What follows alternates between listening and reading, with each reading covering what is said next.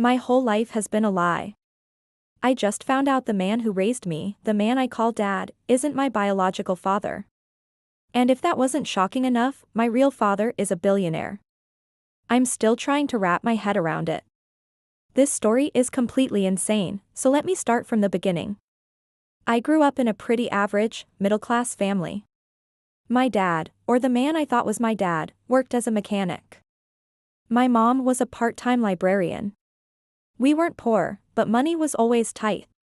We counted coupons, drove old cars, and family vacations were camping trips to the state park. I never questioned it. It was my normal. My dad, Mark, was my hero. He taught me how to ride a bike, how to change a tire, and how to stand up for myself. He was quiet, steady, and kind. The rock of our family. The first crack in my perfect little world appeared a few months ago.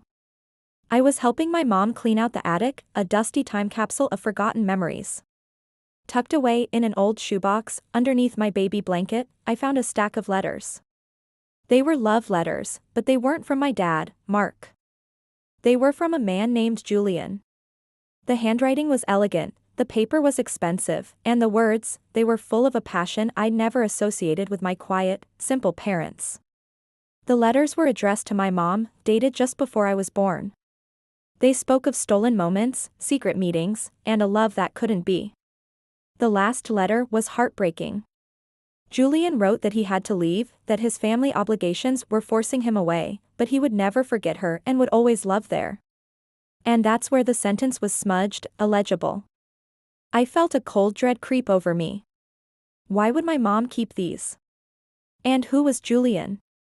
I couldn't get it out of my head. I confronted my mom that night, my hands shaking as I held the letters. The color drained from her face. She sat me down, and the story she told me shattered my entire reality. 20-something years ago, before she married Mark, she had a whirlwind romance with a man named Julian Croft.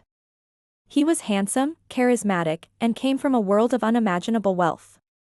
His family was one of the richest in the country. They were deeply in love, but his parents disapproved of my mom, a small-town girl with nothing to her name. They forced him into an arranged marriage to secure a business merger. Julian was devastated. He begged my mom to run away with him, but she knew it would mean he'd lose everything. Just after he left, she discovered she was pregnant with me. She was alone and scared. That's when Mark, her childhood friend who had always loved her from afar, stepped in. He offered to marry her and raise me as his own. He loved me, unconditionally, from the moment I was born. My mom, crying, swore that Mark was the only father I ever needed. My head was spinning. The quiet, gentle man who fixed cars for a living wasn't my father. My real father was some tycoon I'd never even met. I felt a confusing mix of anger, betrayal, and a weird, unsettling curiosity. I looked up the name Julian Croft.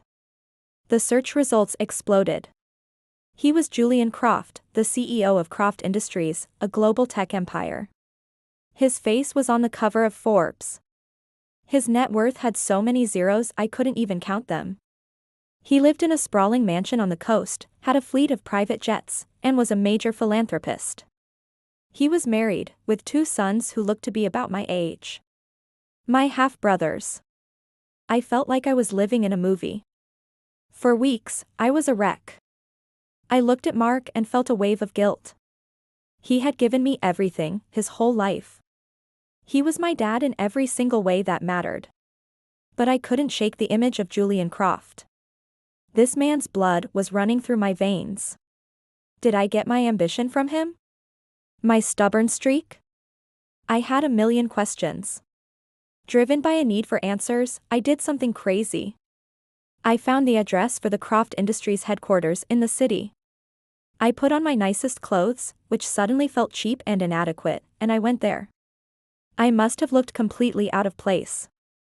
The lobby was all marble and glass, with people in sharp suits rushing around.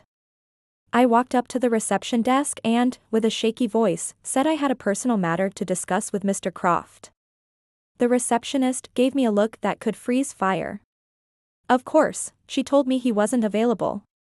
As I was about to leave, defeated, a man in a perfectly tailored suit stepped out of an elevator. It was him. Julian Croft. He looked older than in the pictures, with silver at his temples, but the resemblance was undeniable. We had the same eyes. He glanced in my direction, just for a second, and our eyes met. There was a flicker of something, recognition? Confusion? I don't know. But in that moment, my heart pounded in my chest. He just got into a waiting car and was gone. I went home, my mind racing. What was I even doing? Was I trying to get money? A place in his high society family? No. I looked around my small, cozy home, at the pictures on the wall of me and Mark at my graduation, at the beach, at my soccer games. I realized I didn't want a new family. I already had one. Mark was my dad. He was the one who was there for every scraped knee and every heartbreak. His love wasn't based on blood, it was based on choice. And he chose me. So, what now? I still haven't told Mark what I know. I'm afraid it would break his heart. He's the most selfless person I've ever met, and I can't bear the thought of hurting him. A part of me still wants to meet Julian, to look him in the eye and ask him why. Why he left. If he ever thought about me. But another part of me knows it might be better to just let it go. My life isn't a fairy tale. I wasn't a lost princess. I was just a girl who was lucky enough to be loved by a really, really good man. I've decided to write a letter. Not to Julian, but to Mark. I want to tell him how much I love him, how grateful I am for everything he's done.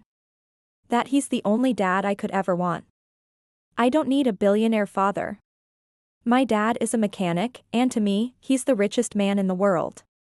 This whole experience has been a roller coaster, and it's taught me that family isn't about blood or money. It's about love, sacrifice, and showing up. It's about the people who choose to be there for you, no matter what. I don't know what the future holds, or if I'll ever connect with Julian Croft.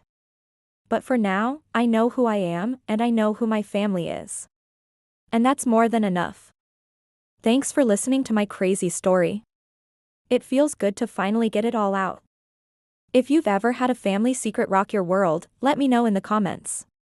And don't forget to like and subscribe for more stories. See you next time.